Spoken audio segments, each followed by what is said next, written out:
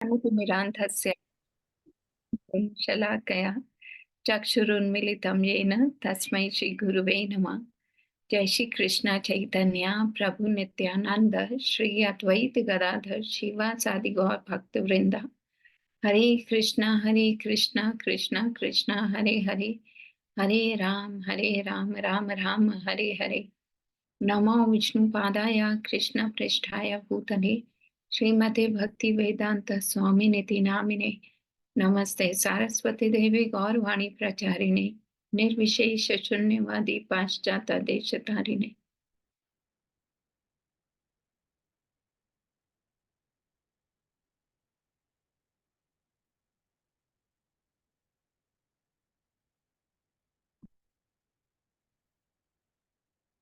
हरे कृष्णा, स्वागत है आप सबका भगवत गीता भक्ति शास्त्री भगवत गीता यूनिट 2 चैप्टर 8। तो कल जो हमने किया उसका एक बार क्विक रिवीजन 7th का किया था हमने चैप्टर खत्म। एक बार कल कौन कौन से पॉइंट से एक एक करके सभी रिवाइज कर ले।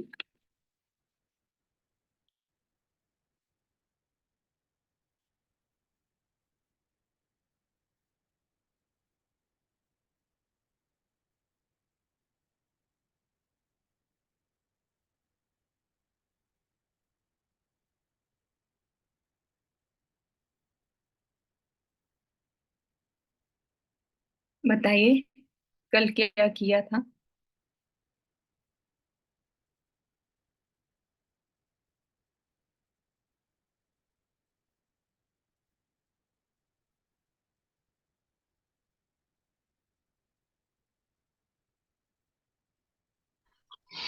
हरे कृष्णा माता जी, दंडवत प्रणाम। दंडवत प्रणाम।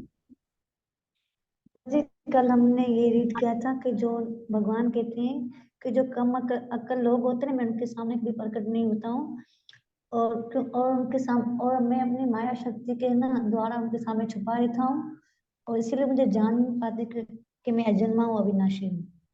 ये हमने कल पढ़ा था। हाँ जी, और कोई पॉइंट? थैंक यू काजल माता जी। हरे कृष्णा माता जी। हरे कृष्णा। हरे कृष्णा प्रभु। हाँ माता जी, कल ये भी बताया था कि उपासक बताए थे चार पांच तरीके के कि जो सबसे नीचे होते हैं वो विराट रूप वाले उपासक होते हैं, जो कि भगवान की तो उपासना करते हैं मगर भगवान को मानते नहीं। मतलब भगवान की शक्ति की उपासना करते हैं लेकिन भगवान को नहीं मानते। हाँ जी। मिसाल के तौर पर बताया था कि जो बड़ी बड़ी गाड़ियां हैं वो उपासक गाड़ी को देखते तो हैं मगर ड्राइवर को नहीं देख पाते वो। हाँ जी। दूसरा है माता जी की जो ऊपर की तरफ से ऊपर हैं वो देवी देवताओं के उपासक होते हैं, जो कि वो मानते हैं कोई आला शक्ति है जो काम कर रही है लेकिन जो हमारी इच्छाओं को पूर्ण करती है। हाँ जी। और तीसरा माता जी ब्राह्मण है। ब्राह्मण के जो उससे ऊपर होते हैं, देवी देवताओं की उपासक से ऊपर होते हैं कि ब्राह्मण के उपासक जो बड़ी कंपनी के मालिक होते हैं। मिसाल के तौर पर बताया था आपने कि वो जो जो रूल रेगुलेशन तो बनाते हैं लेकिन वो खुद नहीं होते, लेकिन रेगुलेशन उनके काम कर रहे होते हैं पीछे। कोई उनके जो व्यक्ति अधिगत जो होते हैं उनके नीचे वो कार्य कर रहे होते हैं। उसके बाद बताता माता जी परमात्मा। परमात्मा के बताता है माता जी के कंपनी में जैसे मालिक होता है वो स्क्रीन पर अपने आप को शो करता है, वो अपने आप को बारे में बताता है व्हाट्सएप पे, स्क्रीन पे, फोन पे भी आपको ये कार्य करना है, इस तरीके से काम करना है और इस तरीके से कार्य नहीं करना। वो मतलब इंस्ट्रक्शन दे देता है अपने स्क्रीन के जरिए। तो वो उस वहां सूरत में होता नहीं है लेकिन वो कार्य हो रहा था, उसका गैर मौजूदगी में कार्य होता है, समझो वो मौजूद है वहां पर। ये परमात्मा के उपासक होते हैं।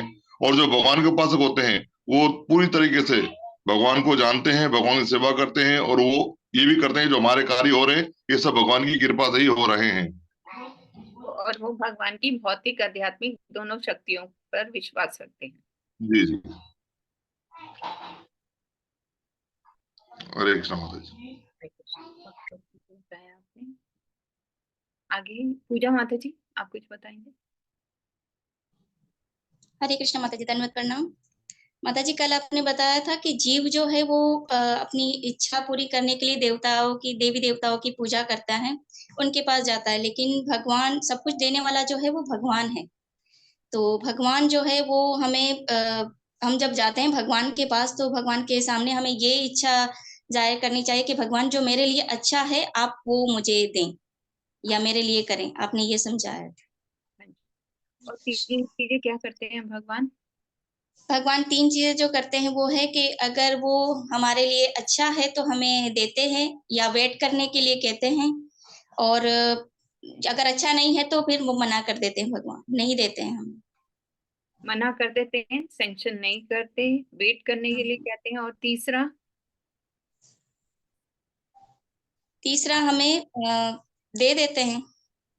लेकिन साथ में हमारा इच्छाओं का शुद्धिकरण भी हाँ, करते हैं। हमारी इच्छा को शुद्ध कर देते हैं। जैसे एग्जाम्पल दिया था ध्रुव महाराज। जी।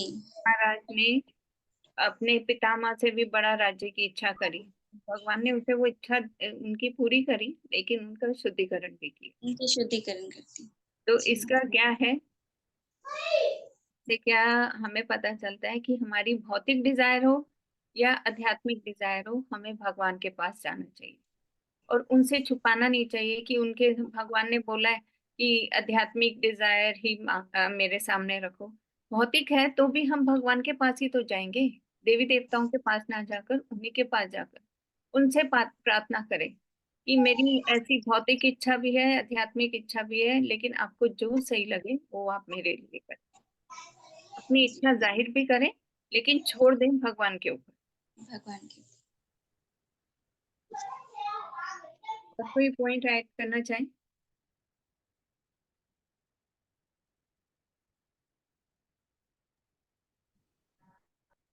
हरे कृष्णा माता जी। और एक पॉइंट ये भी पढ़ा था कि भगवान कहते हैं कि मैं जो प्रेजेंट में होता है, जो फ्यूचर में होता है, जो पास्ट में हो चुका है, मैं सब वो जानता हूँ।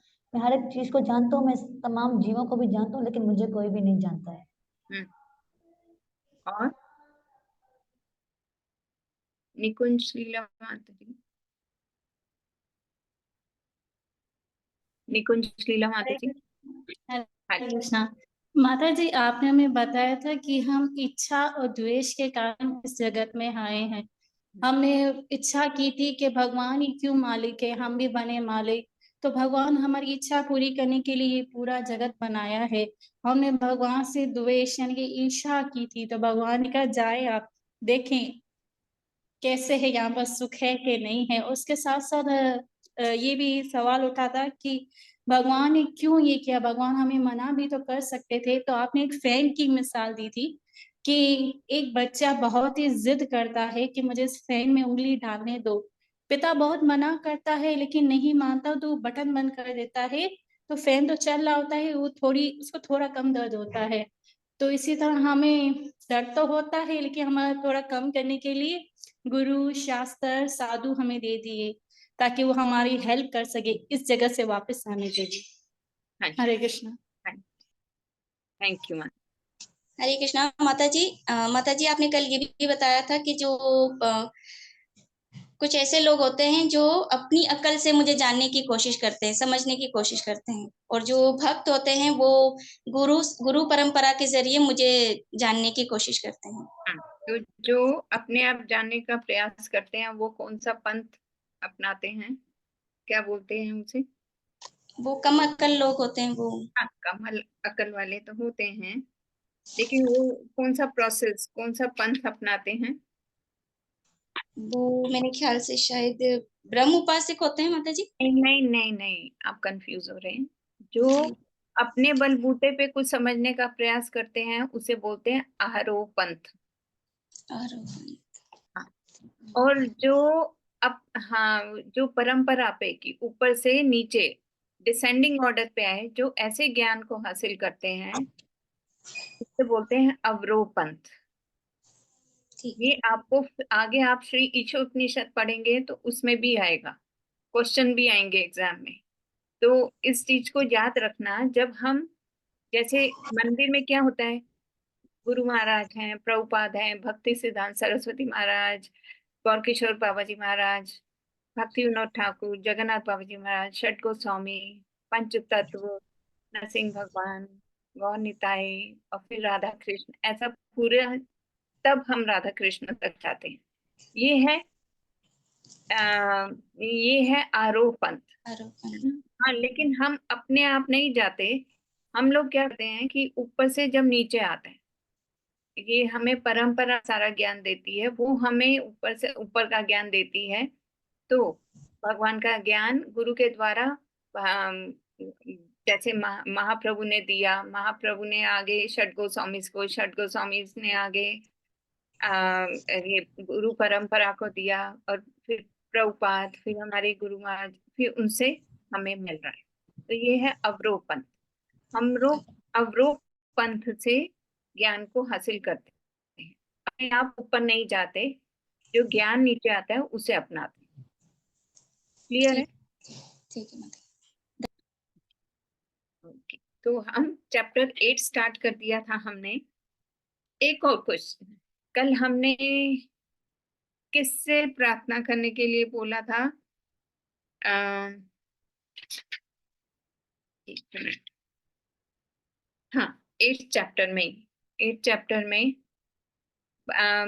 अर्जुन ने कृष्ण को क्या क्या कहकर संबोधित किया था?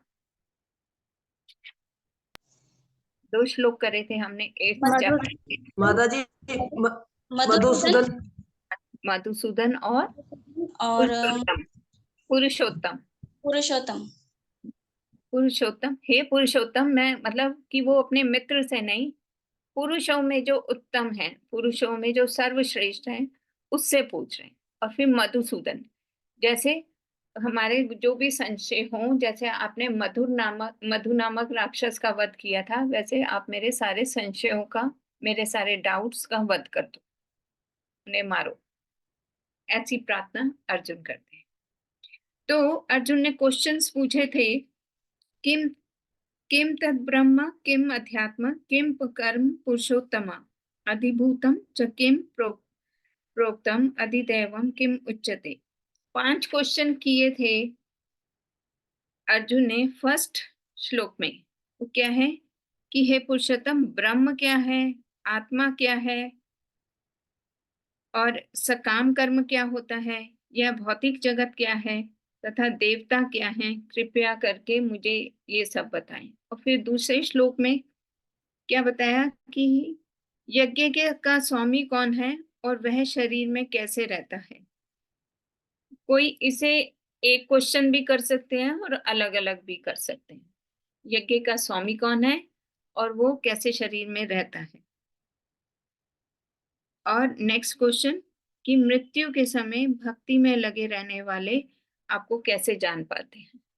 तो भगवान शुरू के जो ये 6 क्वेश्चंस हैं, इसका आंसर तो बहुत क्विकली दे देंगे श्लोक संख्या 3 और 4 में। और फिर जो लास्ट क्वेश्चन है कि मृत्यु के समय भक्ति में लगे रहने वाले आपको कैसे जान पाते हैं, इस क्वेश्चन का आंसर पूरे चैप्टर में देंगे, क्योंकि ये बहुत इंपॉर्टेंट है।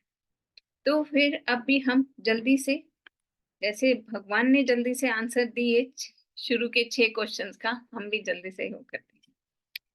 श्री भगवान वाचा, अक्षरम ब्रह्म परमं स्वभावो अध्यात्म उच्यते, भूत भावो भवकारो विसर्गा कर्म संगीता। तो जिस सीक्वेंस में अर्जुन ने क्वेश्चन पूछे थे, उसी सीक्वेंस में भगवान आंसर देते हैं। तो अर्जुन ने पहला क्वेश्चन क्या पूछा था? किम तत् ब्रह्म, ब्रह्म क्या होता है। तो यहाँ पे ब्रह्म जो है जीव के लिए बोला है। भगवान कह रहे हैं अक्षरम ब्रह्म परमम, जीव जो कि अविनाशी है, अक्षर जिसका क्षर नहीं होता, जिसका विनाश नहीं होता, और जो परमम, यहाँ पे परमम का मतलब ऊंचा नहीं, यहाँ पे परमम का मतलब है दिव्य, ट्रांसेंडेंटल। तो जो अविनाशी है और दिव्य है वो ब्रह्म है। और यहाँ पे ब्रह्म को जीव से कहा गया है, जीव जो अविनाशी और दिव्य है। किम तत् ब्रह्म, ब्रह्म क्या है, जीव है जो अविनाशी और दिव्य। क्लियर? जो भी अविनाशी और दिव्य होता है वो ब्रह्म कहलाता है। हरे कृष्णा। बिरमा बिरमा को भी जीव कहा माता जी। किसको? बिरमा जी को। ब्रह्मा जी को नहीं। एक मिनट, प्रभु जी साउंड आ रही है। हाँ जी, ब्रह्मा जी को नहीं कहा। हम लोग बोलने में ना जैसे पढ़ते हैं तो ब्रह्म लिखा है, ब्रह्मा लिखा है, ब्रह्मन लिखा है, इसमें कंफ्यूज हो जाते हैं। ब्रह्मा को अविनाशी नहीं बोला।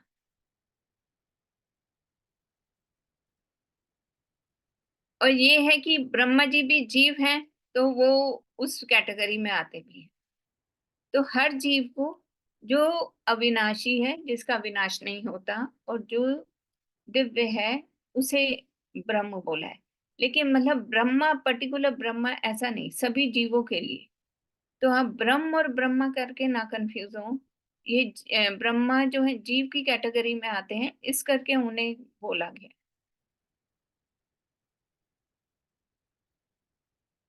और जैसे भगवान को भी ब्रह्म बोलते हैं, लेकिन अम, वो उन्हें परम ब्रह्म बोला जाता है। भगवान भी अविनाशी हैं, दिव्य हैं, लेकिन वो परम ब्रह्म है। हम ब्रह्म है, भगवान परम ब्रह्म है।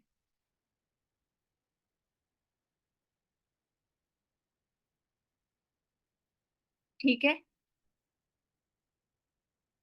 जीवन मुक्त प्रभु। जी जी जी माता जी, ठीक ठीक। तो पहला क्वेश्चन था कि किम तत् ब्रह्म, ब्रह्म क्या है? जीव जो कि अविनाशी और दिव्य है। फिर सेकंड क्वेश्चन पूछा कि किम अध्यात्म, अध्यात्म का मतलब उसका स्वभाव कैसा है। तो प्रभुपाद बता रहे हैं कि उसका स्वभाव कैसे है, अध्यात्म या आत्म, वो उसका स्वभाव है अध्यात्म। जब जीव बॉडी के साथ लगता है तो वो भोग की वृत्ति करता है, भोग चाहता है, भोग करना चाहता है। लेकिन जब वो आध्यात्मिक कार्य करता है तभी वो संतुष्ट होता है, क्योंकि उसका स्वभाव क्या है, अध्यात्म है। जीव का स्वभाव अध्यात्म है। जब वो आध्यात्मिक कार्य करता है, भगवान की सेवा में लगा होता है, तो वो संतुष्ट होता है। जब वो देह से अपना कनेक्शन करता है तो वो भोग के बारे में सोचता है, जिसमें उसे कभी संतुष्टि नहीं, उसका लोभ बढ़ता रहता है। क्लियर है सबको? फिर नेक्स्ट क्वेश्चन, किम तत् ब्रह्म, किम अध्यात्म, किम कर्म पुरुषोत्तम। और उसके कर्म कैसे होते हैं यहाँ, मतलब कर्म का क्या है। जीव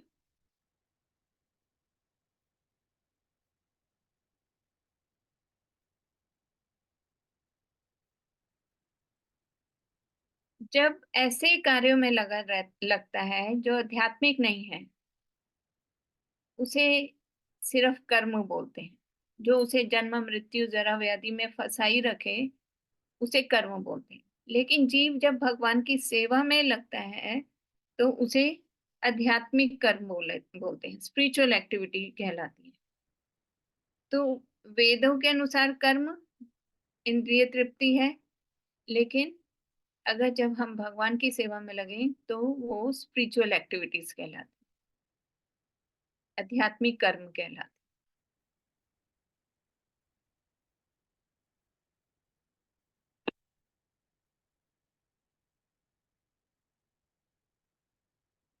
कर्म का सीधा सा आप ये करें कि जो हमें नेक्स्ट बर्थ दिलाए, वो कर्म है।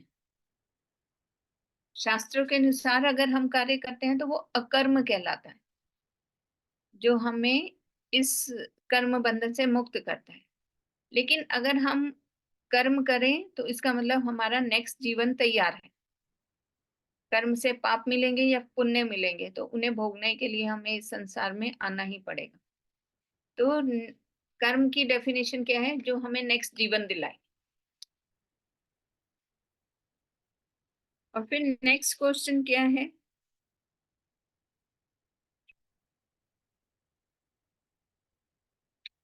किम किम तत्ब्रह्म किम अध्यात्म किम पुरुषोत्तम अधिभूतम च किम। अधिभूत क्या है? आत्मा के आसपास की जो प्रकृति है उसे अधिभूत कहते हैं।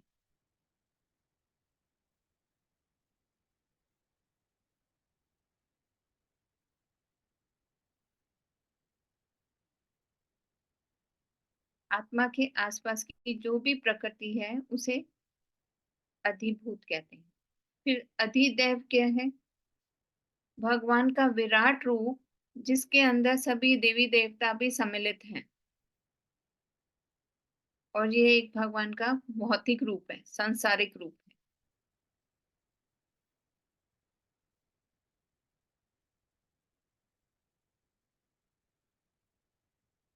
ये 5 क्वेश्चन फर्स्ट श्लोक में पूछे थे अर्जुन ने। अब सेकंड श्लोक में पूछा अधियज्ञ कथम। तो अधियज्ञ क्या है? आत्मा जितने भी यज्ञ आदि करती है वो क्या होता है? भगवान को ही समर्पित होता है। और मतलब अधि का मतलब सर्वोच्च, सबसे ऊंचा। तो यज्ञ का स्वामी विष्णु है या इंद्र है?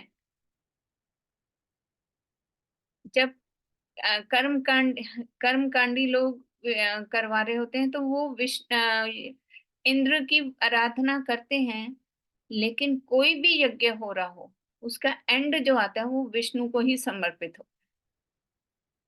तो अधि यज्ञ क्या है? मतलब सभी यज्ञ के स्वामी कौन है? विष्णु। और वो हमारे शरीर में कैसे रहते हैं? जैसे क्योंकि यहाँ पे क्वेश्चन पूछे ना, वो शरीर और वह शरीर में कैसे रहते हैं। तो अगर हम प्रसाद भी पाते हैं, भोजन ग्रहण करते हैं, वो भी एक यज्ञ है। कैसे? यज्ञ में क्या होता है?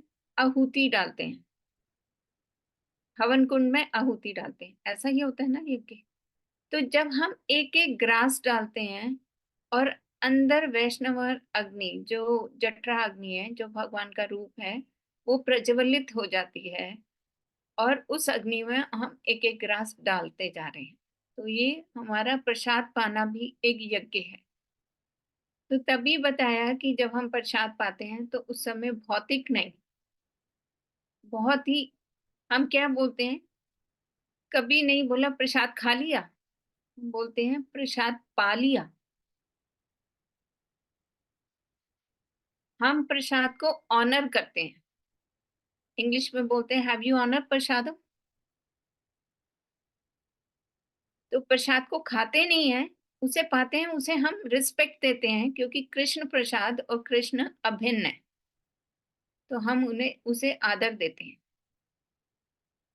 और जब हम वो पा रहे होते हैं, एक एक ग्रास डालते हैं अपने, तो हमारे पेट में जो अग्नि प्रज्वलित हो जाती है वो कृष्ण है।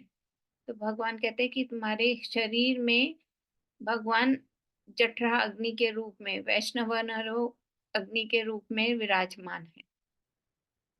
और वो यज्ञ रूपी जब आहुति, यज्ञ रूपी जब ग्रास आप डालते रहते हो तो उसे वो स्वीकार करते हैं।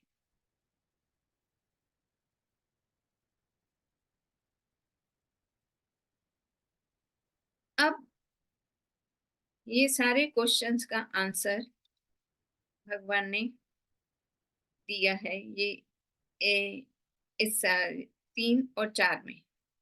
तो इसके कुछ हम लोग तात्पर्य में से पढ़ लेंगे। ये मैंने 3 4 दोनों इकट्ठे कवर करवाया था आपका। श्लोक संख्या 3 पढ़ती हूँ। श्री भगवान उवाचा अक्षरम ब्रह्म परमम स्वभावो अध्यात्म उच्यते भूत भाव उद्भव करो विसर्ग कर्म संगीता। अनुवाद। भगवान ने कहा अविनाशी तथा जीव ब्रह्म कहलाता है और उसका नित्य स्वभाव अध्यात्म या आत्म कहलाता है। क्लियर हो गया आपको ये? उसका नित्य स्वभाव आध्यात्मिक है। जब वो भौतिक कार्य करता है तो संतुष्ट नहीं होता, आध्यात्मिक भगवान से का जब कार्य करता है, भगवान की सेवा करता है तो संतुष्ट होता है। जीवों के भौतिक शरीर से संबंधित गतिविधि कर्म या सकाम कर्म कहलाती है। तो शरीर से संबंधित कार्य, भौतिक शरीर से संबंधित गतिविधि कर्म या सकाम कर्म कहलाती, जिससे हमें कुछ मिलता है रिटर्न में। कर्म से हमें पाप या पुण्य मिलता है, ये सकाम कर्म है। ठीक है, अब नेक्स्ट जो श्लोक है, श्लोक संख्या 4। अधिभूतम शरोभावा पुरुषश्च अधिदैवतम अधियज्ञो यज्ञो अहमेवात्र देहे देहे भृतांबर। हे देहधारियों में श्रेष्ठ, निरंतर परिवर्तनशील यह भौतिक प्रकृति अधिभूत भौतिक अभिव्यक्ति कहलाती है। तो जीव के आसपास जो प्रकृति है वो अधिभूत कहलाती है। भगवान का विराट रूप, जिसमें सूर्य तथा चंद्र जैसे समस्त देवता सम्मिलित हैं, अधिदैव कहलाता है। तथा प्रत्येक देहधारी के हृदय में परमात्मा स्वरूप स्थित मैं परमेश्वर अधियज्ञ यज्ञ का स्वामी कहलाता हूँ।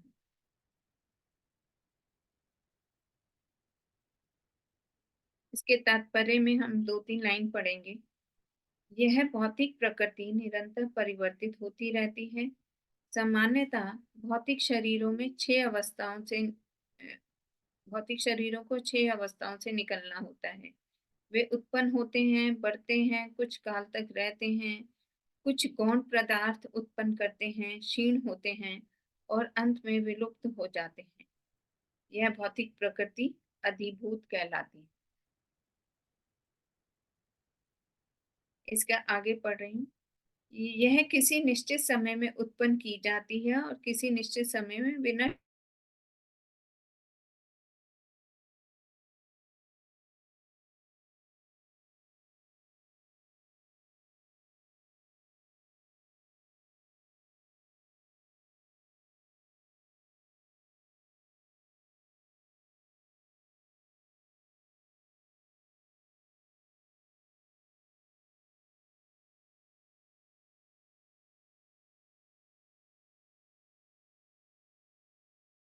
और आत्मा के साक्षी हैं तथा आत्मा की विभिन्न चेतनाओं का उद्गम है। यह परमात्मा प्रत्येक आत्मा को मुक्त भाव से कार्य करने की छूट देता है और उसके कार्यों पर निगरानी रखता है। परमेश्वर की इन विविध स्वरूपों के सारे कार्य उस कृष्ण भावना भावित भक्त को स्वतः स्पष्ट हो जाते हैं, जो भगवान की दिव्य सेवा में लगा रहता है। अधिदैवत नामक भगवान का विराट स्वरूप का चिंतन उन नवदीक्षितों के लिए है जो भगवान के परम स्वरूप तक नहीं पहुंचे। अतः उन्हें परामर्श दिया जाता है कि वे उस विराट रूप का चिंतन करें, जिसके पांव अधोलोक हैं, जिसके नेत्र सूर्य तथा चंद्र हैं और जिसका सिर उच्च लोक है। आपको क्लियर हुआ अब ये सारा, ये तात्पर्य रीड करके?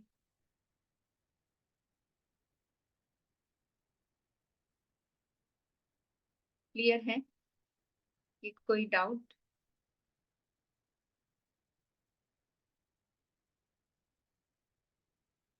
थोड़ी फिलॉसफी है इसमें ज्यादा, तो बुद्धि लग रही है, सबके मुंह उतरे हुए हैं, कोई स्टोरी नहीं सुनाई जा रही, कोई एग्जाम्पल नहीं दिए जा रहे।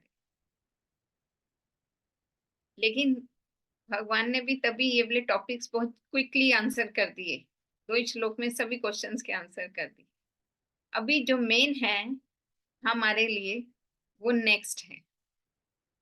लास्ट क्वेश्चन क्या था अर्जुन का, कि मृत्यु के समय भगवान का स्मरण कैसे करें, लगे रहने वाले आपको कैसे जान पाते हैं।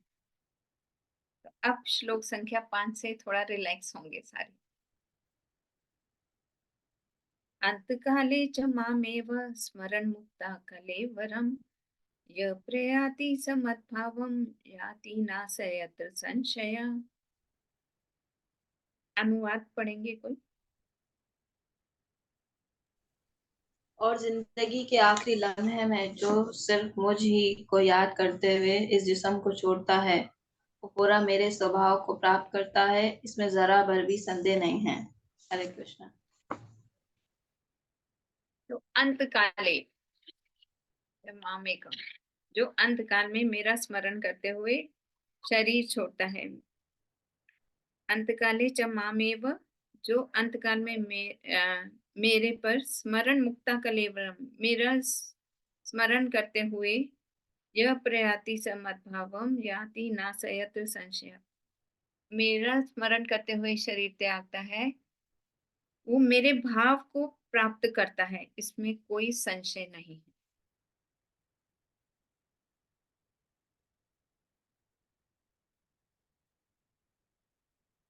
तो मेरे भाव को प्राप्त करता है मतलब भगवान जैसा स्वरूप मिलता है। भगवान का स्वरूप कैसा है? सच्चिदानंद। जो अंत काल में अपने जीवन के अंत में भगवान का स्मरण करते हुए शरीर त्यागता है, तो उसको भगवान जैसा स्वरूप, भगवान जैसा रूप मिलता है, सच्चिदानंद जैसा होता है, इसमें कोई संशय नहीं। और ये कैसे होता है कि हमने सिर्फ इच्छा करनी है, बाकी सारा कार्य प्रकृति करती है। भगवान कहते हैं कि ये सारा मेरी प्रकृति करेगी, आपने सिर्फ इच्छा करनी है किसकी? मेरा स्मरण करने की। इससे रिलेटेड कोई श्लोक आपने पिछले यूनिट में किया हो, याद है किसी को? कि सारा कार्य प्रकृति करती है, हमने सिर्फ इच्छा करनी।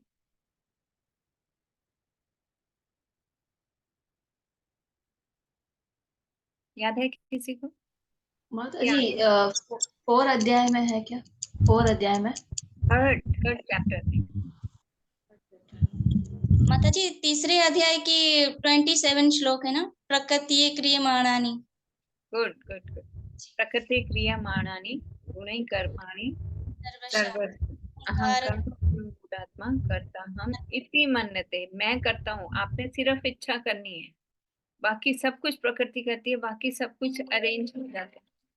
तो हमने इच्छा क्या करनी है? भगवान की सेवा। हम सिर्फ इतनी भी इच्छा करेंगे ना कि हमने कल सुबह उठकर जप करना है, जल्दी उठकर जप करना है, कल से हमने चैंटिंग करनी है। आप सभी तो भक्त हैं यहाँ पर, सभी जप करते हैं। अगर कोई जप ना करता हो, सिर्फ इच्छा करे कि मुझे कल से मैं जप करूंगी, तो कहते हैं कि उच्च लोकों में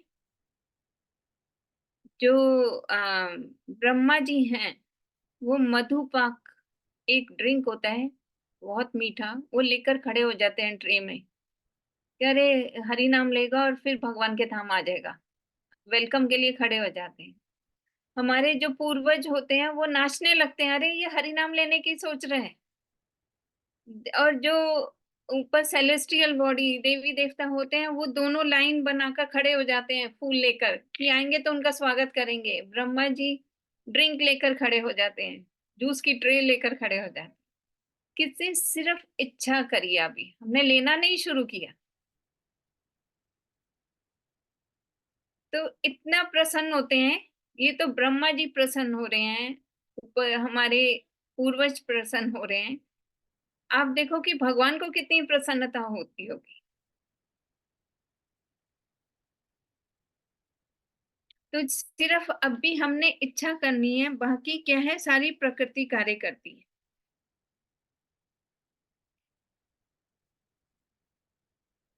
पर क्या करना है? भगवान का स्मरण करना है, भाव भाव डालना है। जैसे बुक डिस्ट्रीब्यूशन करना है, आप बुक डिस्ट्रीब्यूशन कर रहे हैं तो रिटर्न में पैसे भी लेते होंगे, किसी को बुक देंगे तो रिटर्न में पैसे भी। एक शॉपकीपर जब बुक बेचता है वो भी यही कार्य करता है। लेकिन भक्त लोग ये कार्य ज्यादा अच्छे से कर लेते हैं। क्यों? क्योंकि उनका भाव भी साथ में होता है। वो भगवान के बारे में 4 बातें भी बोलते हैं, जिसको डिस्ट्रीब्यूट कर देते हैं, जिसे किताब देते हैं, भगवत गीता देते हैं, तो उसे भगवान को ग्लोरीफाई भी करेंगे, उसे कुछ भगवान की कोई लीला सुनाएंगे, कुछ करेंगे। तो पैसे तो शॉपकीपर ने भी बुक दी और पैसे ले लिए, भक्त ने भी एक्सटर्नली तो देखा कि बुक दी और पैसे ले लिए, लेकिन भक्त ने अपने भाव भी साथ में डाले, भगवान का स्मरण भी किया।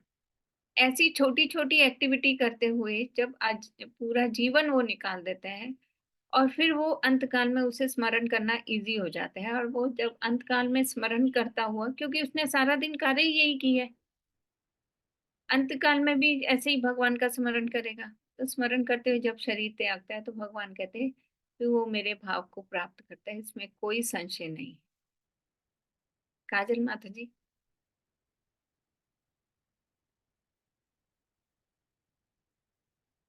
माता जी, जैसे आपने कहा ना कि सिर्फ हमारी इच्छा से ब्रह्मा और जो बाकी सारे इतने प्रसन्न होते हैं, फिर अगर हम जब हम जॉब कर लेंगे फिर वो कितना प्रसन्न होंगे, वो भी बताएं हमें।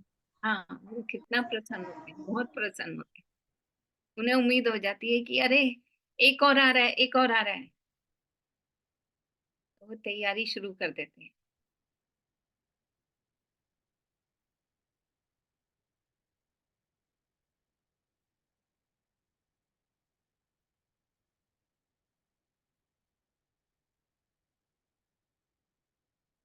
क्योंकि हमें बहुत मुश्किल से, कल भी हमने डिस्कस किया था, ब्रह्मांड भ्रमित कौन भाग्यवान जीव, गुरु कृष्ण प्रसादे पाए भक्ति लता बीज।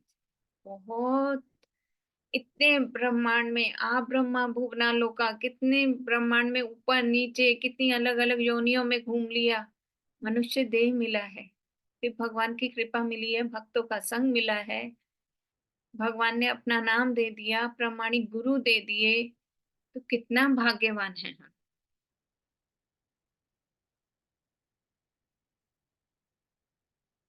तो और ये कि भगवान कहते हैं कि जब वो अंत काल में मेरा स्मरण करता है तो मेरे भाव को प्राप्त करता है, इसमें संशय है किसी को क्या? अगर हम मेटीरियली भी देखें, एक पति और पत्नी जब बहुत साल इकट्ठे रहते हैं ना, तो उनकी सोच एक सी हो जाती है।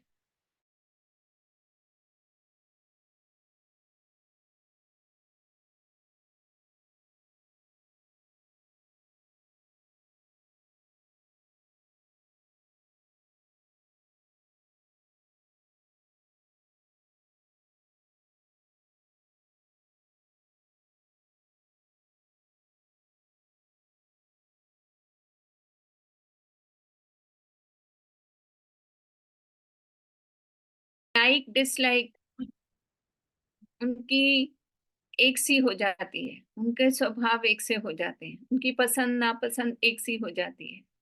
दो फ्रेंड्स इकट्ठे रहते हैं तो उनके स्वभाव एक सा हो जाता है, उनकी पसंद एक सी हो जाती है, पता चलता है ये दो फ्रेंड्स हैं, ये एक से पहनेंगी, ये एक सा खाएंगी, ऐसा होता है ना। क्यों? क्योंकि इकट्ठे रहे। तो ऐसे ही जब हम भगवान का स्मरण करते रहेंगे हमेशा, और जब आजीवन ये प्रिपरेटरी लीव है जैसे मैंने कल बताया, इस समय हम भगवान का स्मरण करते रहें और अंतकाल में भी करेंगे, तो हम भी भगवान के भाव को, उनके स्वभाव को प्राप्त करेंगे। भगवान का स्मरण करना मतलब हमेशा उनके सानिध्य में रहना। गोपियां क्या करती थी, जो सेपरेशन वाली फीलिंग है ना, वो मिलने वाली फीलिंग से भी बहुत ऊंची है। मिलने में तो आप सामने देख रहे हो, आपके नेत्र, सेपरेशन में आप याद करते हो आपके हृदय में। तो गोपियां क्या है, जब रासलीला के बाद भगवान गोपियों को छोड़कर चले जाते हैं, तो गोपियां क्या करती हैं, उनके एक एक उसको याद, लीला को याद करती हैं। कभी वो दावानल अग्नि जैसा करते हैं, कोई पूतनावत की एक्टिंग कर रहा है, कोई दावानल बनकर एक्टिंग कर रहा है, कोई गोवर्धन धारी कृष्ण की एक्टिंग कर रहे हैं कि कोई गोपी कृष्ण बन जाती है और गोवर्धन उठाने का प्रयास कर रही है, उसके नीचे सारी गोपियां नीचे आ जाती हैं। तो वो भगवान को हृदय से स्मरण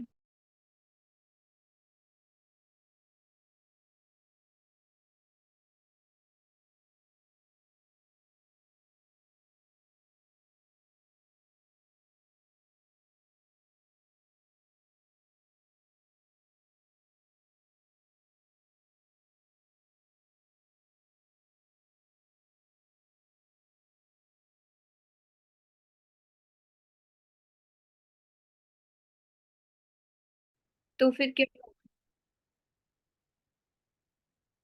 तो जब हम प्रेम से भगवान का स्मरण करेंगे तो हम भगवान के स्वभाव को भी प्राप्त करेंगे। रोमा पाठ प्रभु, आपका क्वेश्चन। माता जी, जिस तरह आपने बताया कि वो उसकी गोपियां थी या भगवान के साथी जो नकल करते थे, जैसा जितना महाप्रभु ने बताया कि वो उनकी लीलाओं का गुणगान करते थे, उन्हीं की तरह नकल करते थे। लेकिन माता जी, हम जो है जन्माष्टमी के दिन या जन्माष्टमी के राधा अष्टमी के दिन लीलाएं करते हैं, सुदामा लीला, राधा रानी लीला या कृष्ण लीला, बलराम लीला, ये जो लीलाएं करते हैं, हम स्टेज प्रोग्राम करते हैं, बहुत बड़ा आयोजन करते हैं।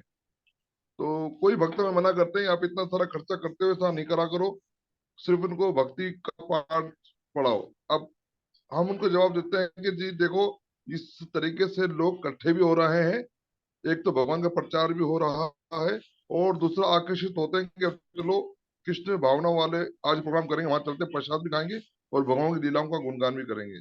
तो पूछना था कि क्या ये हम गलत करते हैं, बिल्कुल स्टेज सही प्रोग्राम है। करना, रासलीलाएं नहीं नहीं, करना, बिल्कुल सही है। प्रभुपाद ने ये प्लेस का आयोजन किया था, प्रभुपाद ने प्ले करवाना शुरू किया था। और जब आप किसी को कथा सुनाएंगे, किताब खोलेंगे और कथा सुना देंगे व्यास आसन पे बैठकर, जब आप प्ले करेंगे तो कितने दिन प्रैक्टिस करेंगे उसकी, कितने दिन बिल्कुल। उसमें एब्जॉर्ब रहेंगे, हर रोज लाइंस की तैयारी होगी। अभी जी जैसे जी नित्यानंद त्रयोदशी आ रही है, तो जी जी हमारा एक छोटा सा ग्रुप है, टीचिंग ग्रुप है, तो वहां पे अब प्ले की तैयारी हो रही है, रोज प्रैक्टिस होती है।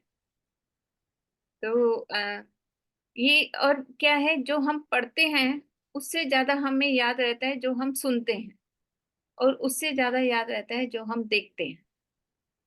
तो जो भी गेस्ट आए, उन्होंने जो लीला आपने प्रस्तुत की उनके सामने, उन्हें वो हमेशा याद रहेगी, और जो वो सुनेंगे उसमें से आधा भूल जाएंगे। जैसे आप एक बहुत सिंसियरली सब बैठे हैं सुनने के लिए, लेकिन नेक्स्ट डे जब मैं रिवीजन के लिए बोलती हूँ तो पॉइंट्स याद नहीं आते, आप पीछे पेजेस पलटाते हैं, है ना, ध्यान नहीं रहता। तो आप जो बिल्कुल इतना सिंसियरली सुनने के लिए बैठे हैं, आपको याद नहीं रहता, गेस्ट को कैसे याद रहेगी भागवत कथा आप बैठकर सुनाएंगे। लेकिन ठीक। जो प्ले करके आप प्रेजेंट करेंगे वो उन्हें याद रहेगा, तो ये बहुत अच्छा है। ठीक माता जी, धन्यवाद।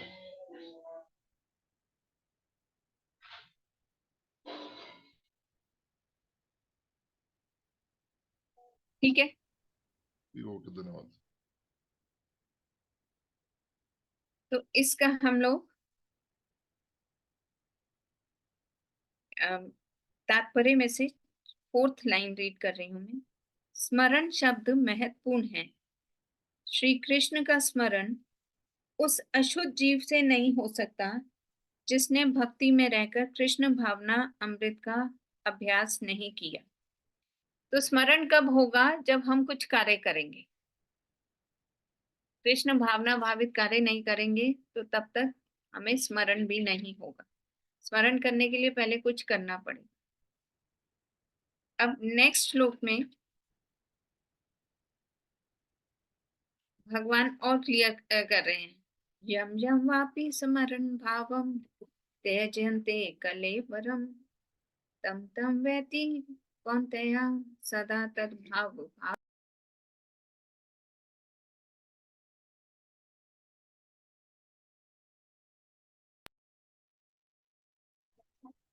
हे कुंती पुत्र, शरीर त्यागते समय मनुष्य जिस जिस भाव का स्मरण करता है वह उस भाव को निश्चित रूप से प्राप्त होता है। तो जैसे जैसे हमारी अंतिम समय में हमारा भाव होगा, जिस जिस जिस भाव से हम भगवान को याद करेंगे, वैसा वैसा भाव मिलेगा हमें। चाहे भगवान का स्मरण करें या किसी और चीज का भी स्मरण करें। एक बार एक पिता थे और बहुत पैसा कमाया उन्होंने, बहुत बड़ा बंगला बना दिया, और अब शरीर त्यागने का समय आ रहा है। लेकिन कुछ टाइम कुछ गलत भी कार्य किए जीवन में। अब शरीर त्यागने का समय आया और शरीर त्याग दिया, लेकिन इच्छा क्या थी? इतना बड़ा घर बनाया है, इतना बड़ा महल सा घर बनाया है, तो अब यह इसमें रहने का समय आया है, तो मुझे शरीर त्यागना पड़ रहा है। इतनी मेहनत करी आजीवन, जब बनाकर इसे भोगने का समय आया तो शरीर त्याग दी। तो उसी घर में रहने की इच्छा थी, तो जन्म, नेक्स्ट बर्थ मिला। इच्छा थी उस घर में रहने की, लेकिन कार्य अच्छे नहीं थे, तो वो कॉकरोच बनकर उसी घर में आ गए पिताजी। तो बच्चे तो पिता की तस्वीर पर माला चढ़ा रहे हैं और अगरबत्ती दिखा रहे हैं, हार पहना रहे हैं, और पिताजी नीचे कॉकरोच बनकर घूम रहे हैं। तो कैसे है? जैसे हमने आजीवन कर्म किया और जो हमारी इच्छा हुई, नेक्स्ट जन्म हमें वैसा ही मिला। और यम यम वापिस स्मरण, और जैसा जैसा हम स्मरण करेंगे, तो इसका बहुत एक लाइव एग्जाम्पल है। प्रभुपाद के एक शिष्य थे और उन्हें एक माता जी से आकर्षण हुआ, एक फीमेल से आकर्षण हुआ। ब्रह्मचारी थे वो, प्रभुपाद के समय उनके शिष्य थे और ब्रह्मचारी थे। उनको एक माता जी से आकर्षण हुआ, और जब वो शरीर त्याग रहे थे, शरीर त्यागते हुए भी उन माता जी के सुंदर चरणों को, पैरों को याद कर रहे थे कि उनके पैर बहुत गोरे हैं और पायल पहनती हैं तो बहुत अच्छी लगती हैं। उनका उस फीमेल का स्मरण करते हुए शरीर त्याग दिया, और नेक्स्ट बॉडी उन्हें फीमेल की मिली, क्योंकि किसका स्मरण किया था अंत समय में? फीमेल, उस माता जी का स्मरण किया, तो नेक्स्ट बॉडी उन्हें फीमेल मिली। लेकिन आजीवन भक्ति भी की थी। आजीवन के मतलब जब से प्रभुपाद से जुड़े तो भक्ति भी की थी। तो वो माता जी के शरीर में आई, फिर से इस्कॉन ज्वाइन किया, वो भक्ति चारू महाराज की डिसाइपल बनी, और उन्हें अपना पिछला सारा जन्म याद आया, और उन्होंने एक आर्टिकल लिखा जिसमें ये सारा बताया। और कईयों को विश्वास नहीं हुआ, तो उन्होंने उस ब्रह्मचारी की लाइफ की ऐसी ऐसी बातें बताई जो कहीं पे लिखी नहीं थी, किसी को पता नहीं था। और फिर जब क्रॉस चेक किया गया तो सब बातें सच निकली। तो यम यम वापि स्मरण भाव, जैसे जैसे हम अंत समय में स्मरण करेंगे वैसे वैसे भाव को पाएंगे। तो भगवान कह रहे हैं अंत काले च मामेव स्मरण मुक्ता कलेवरम, जो अंत काल में मेरा स्मरण करता है तो वो मेरे स्वभाव को पाता है। तो ये मैं कल भी बता चुकी कि हमारे अंतिम समय में हमारी आंखों के सामने एक फास्ट फॉरवर्ड मूवी चलेगी, जिसमें हमने आजीवन क्या क्या कार्य किए वो दिखेंगे। तो अगर हमने आध्यात्मिक कार्य ज्यादा किए होंगे तो उस मूवी में वही आता रहेगा, वही सामने दिखता रहेगा। कृष्ण की सेवा की, भक्तों की सेवा की, मंदिर में झाड़ू पोछा लगाया, प्रचार किया, बुक डिस्ट्रीब्यूशन की, कुकिंग की, ड्रेसिंग की, प्रचार किया, लेक्चर्स दिए, रीडिंग करी, जप किया।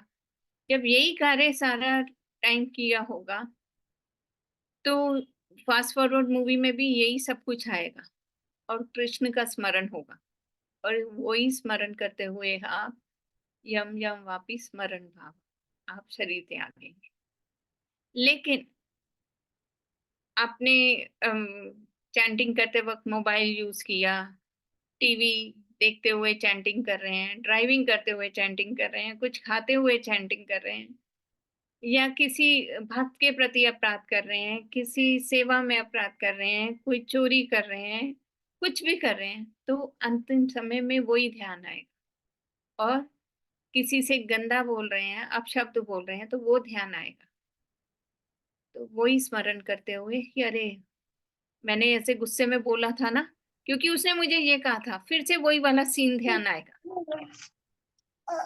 वही सीन याद करते कोशिश करते हुए हम लोग शरीर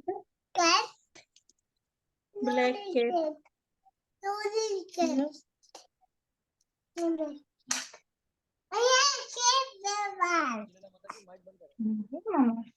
कुछ आवाज बात प्लीज अपना माइक में। हाँ, तो ये एक मैकेनिकल प्रोसेस नहीं है। इसको इसके लिए आपको आजीवन प्रैक्टिस करनी पड़ेगी।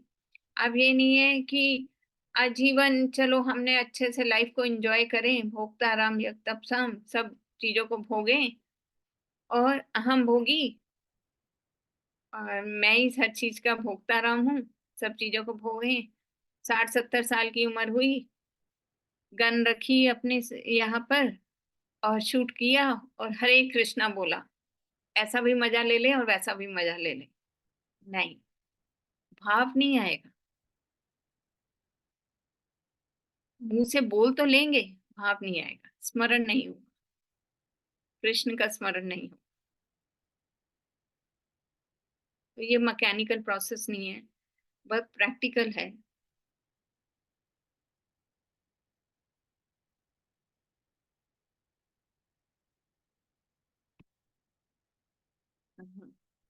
जीवन मुक्त प्रभु, आपका क्वेश्चन।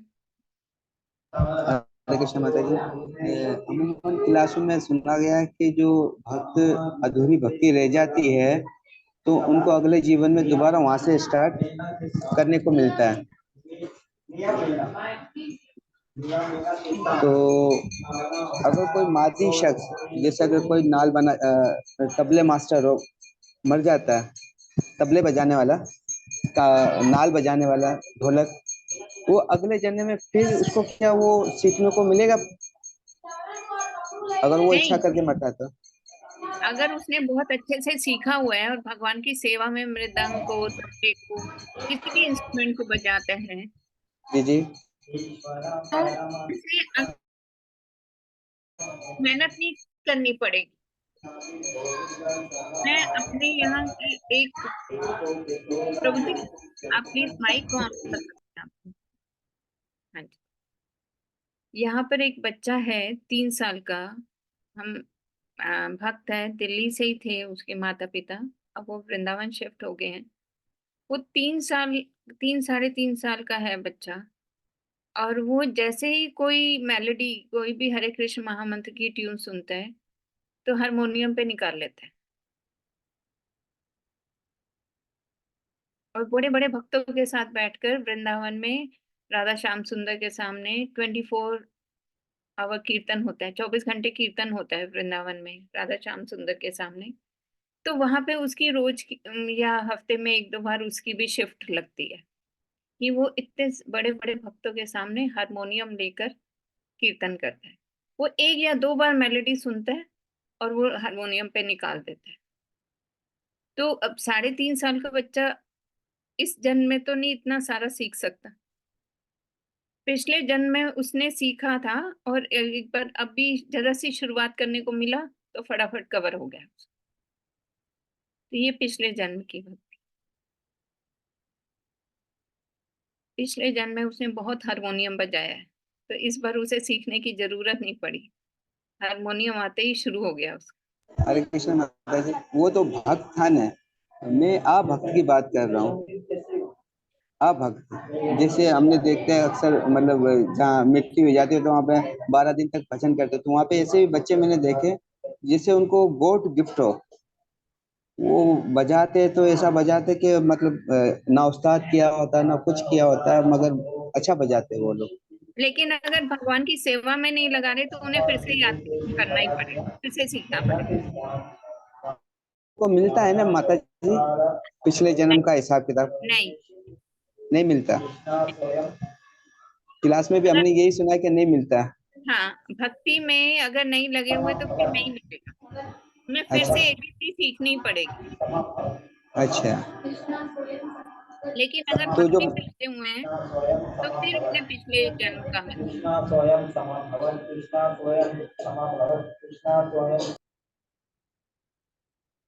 ठीक है प्रभु जी। ठीक है, ठीक है माता जी।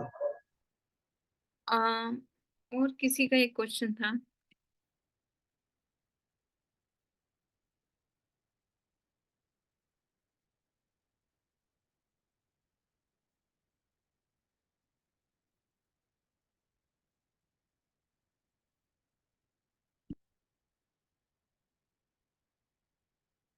हरीश्वर श्याम प्रभु जी, आपका है कि आप ड्राइविंग करते हुए जप करते हैं और सोचते हैं ना करने से तो बेहतर है कि किया जाए। अगर आप उसे अपनी 16 माला, जो आपका संख्या पूर्वक नाम, जो आपने संख्या निश्चित कर रखी है जप करने की, उसमें काउंट नहीं कर रहे, तो आप कर सकते हैं। लेकिन उसमें भी इतना रिस्क क्यों लेना ना। अच्छा, तो आप बिना माला घुमाए भी कर लें। हाथ में स्टेयरिंग भी है और जप माला भी है, तो रिस्क ना लें। अगर गाड़ी में है तो लेक्चर सुन लें, कीर्तन सुन लें, या सिर्फ ऐसे ही हरे कृष्ण महामंत्र मुंह से निकालते रहें। तो मुझे तो थोड़ा सा रिस्की लगता है कि हाथ में माला भी, स्टेयरिंग भी। लेकिन अगर आप रेगुलर कर रहे हैं तो प्रैक्टिस भी हो गई होगी, आपको इस चीज की आदत हो गई होगी।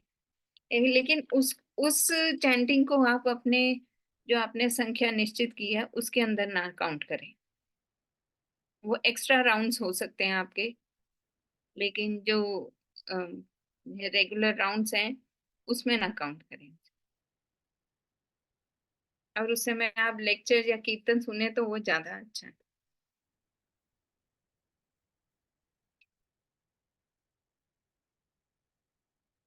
ठीक है, इसमें कोई और क्वेश्चन, डाउट किसी का? नहीं तो हम आगे बढ़े।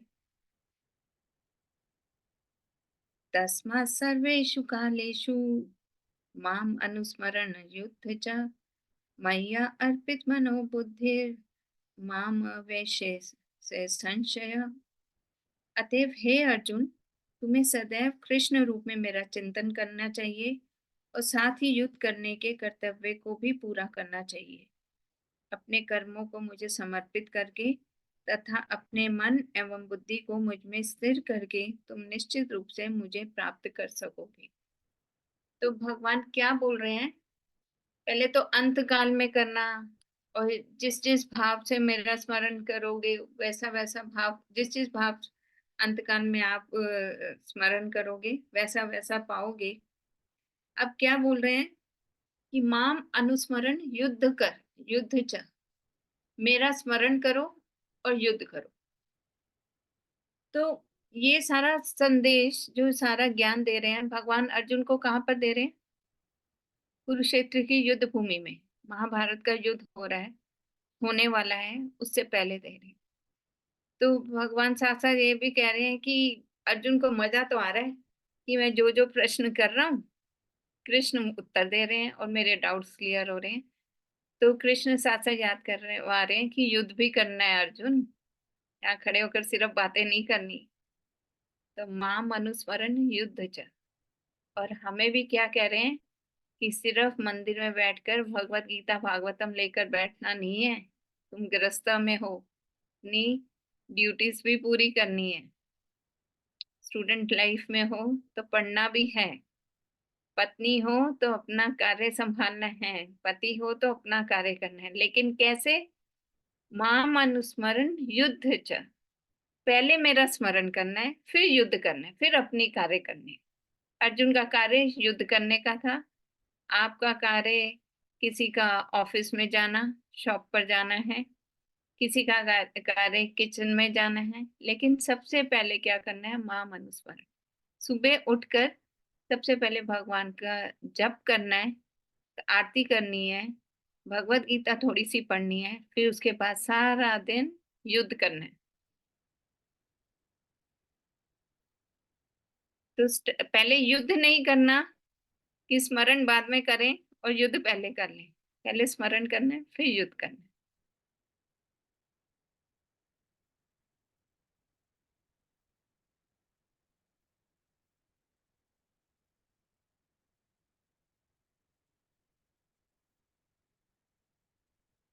तो प्रभुपाद की एक शिष्य थी, यमुना माता जी, जिनका हम प्रतिदिन श्रृंगार आरती में सभी मंदिरों में प्रभुपाद ने बोला था कि उनकी रिकॉर्डिंग ही चलेगी।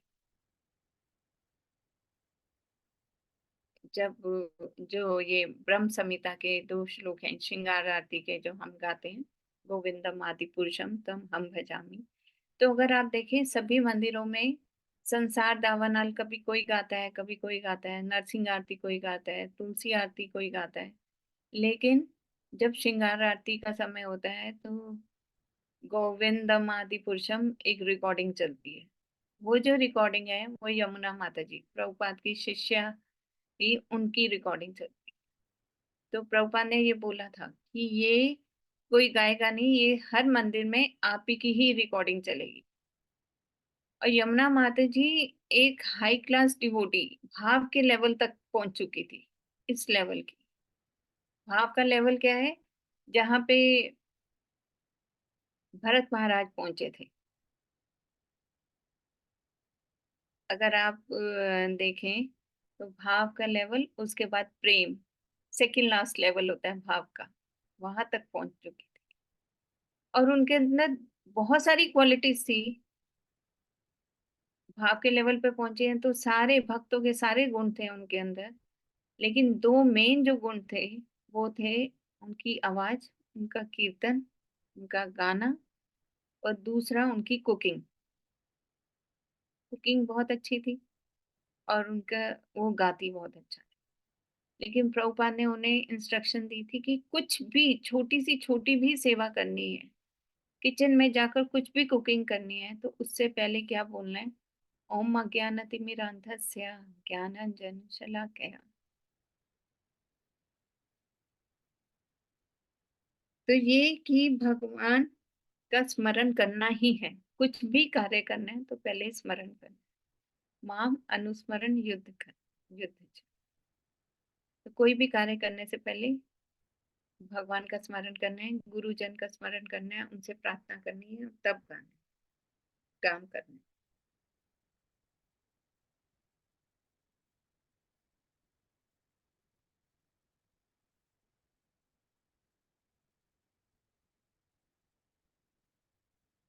ठीक है, कोई क्वेश्चन?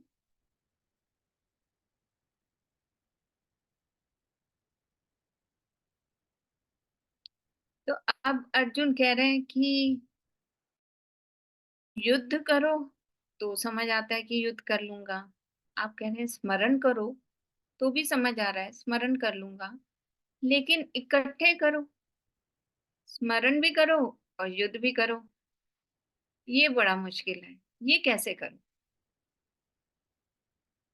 तो भगवान क्या बोल रहे हैं नेक्स्ट श्लोक में, अभ्यास योग युक्तेन चेतसा न अन्य कामिना परमं पुरुषम दिव्यम याति पार्थानुचिंतयन्। हे पार्थ, जो जो व्यक्ति मेरा स्मरण करने में अपना मन निरंतर लगाए रखकर अविचलित भाव से भगवान के रूप में मेरा ध्यान करता है, वह मुझको अवश्य प्राप्त करता है।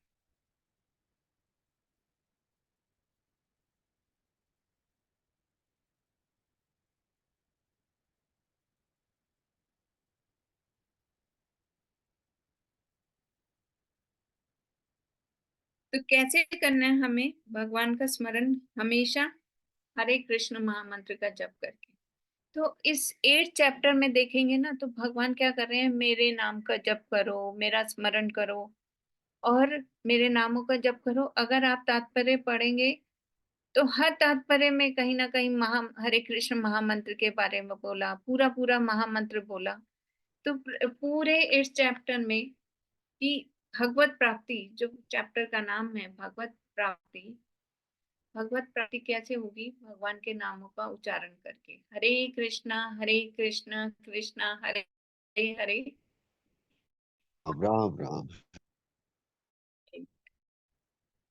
भगवान प्रभुपाद भी हर अपने तात्पर्य में बोल रहे हैं कि भक्त हरे कृष्ण का जप करके अपनी पूजा के लक्ष्य परमेश्वर का, उनके किसी भी रूप नारायण कृष्ण राम आदि का निरंतर चिंतन कर सकता है। ऐसा करने से वह शुद्ध हो जाता है और निरंतर जप करते रहने से जीवन के अंत में वह भगवत धाम को जाता है।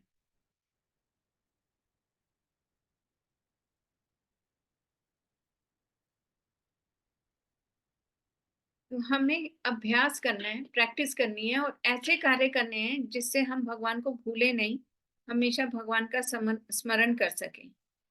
तो अभ्यास योग युक्तेन हमें मॉर्निंग प्रोग्राम बहुत ध्यान पूर्वक करना है और फिर उसके बाद बोला चेतसा ना अन्यगामिना, अपनी कॉन्शियस अपनी चेतना को इधर उधर नहीं जाने देना, ना अन्यगामिना, चेतसा ना अन्यगामिना, अपनी चेतना को इधर उधर जाने नहीं देना। परमम पुरुषम दिव्यम, तो तुम परम पुरुष को पा सकते हो अनुचिंतन चिंतन, कैसे? उनका लगातार स्मरण करके। हे पार्थ, तुम लगातार स्मरण करके, अभ्यास योग, अभ्यास करके भी और योग करके। भक्ति विनोद ठाकुर ने कहा है without yoga it is very difficult to control the mind. तो कई भक्त क्या करते हैं, जब करने से पहले अपना सिटिंग पोस्चर सही करते हैं, स्ट्रेट बिल्कुल बैठना, कमर सीधी, योग में जैसे होता है। प्रभुपाद ने भी बोला है सिट प्रॉपरली। अगर आपने कभी प्रभुपाद का जप सुना हो तो प्रभुपाद भक्तों को कई बार डांटते थे जप करते वक्त, सिट प्रॉपरली, कमर ऐसी झुकी हुई नहीं होनी चाहिए, सिट प्रॉपरली, बिल्कुल अपनी कमर को सीधा रखो। और कई प्राणायाम भी करते हैं जप से पहले, अपनी सांसों को कंट्रोल करो और फिर जप शुरू करो। तो भक्ति अगर आपने योगा की थोड़ी सी हेल्प ले ली अपने आप को स्टेबल करने के लिए, अपने चित्त को स्थिर करने के लिए, तो कोई बुराई नहीं। और लेकिन मेन हमारा क्या रहेगा कि आपने भगवान के नाम का स्मरण करना है कांस्टेंट, हमेशा, अनुचिंतन, हमेशा करना है। अनु का मतलब हमेशा, कभी कभी नहीं, हमेशा। काजल माता जी, आपका क्वेश्चन।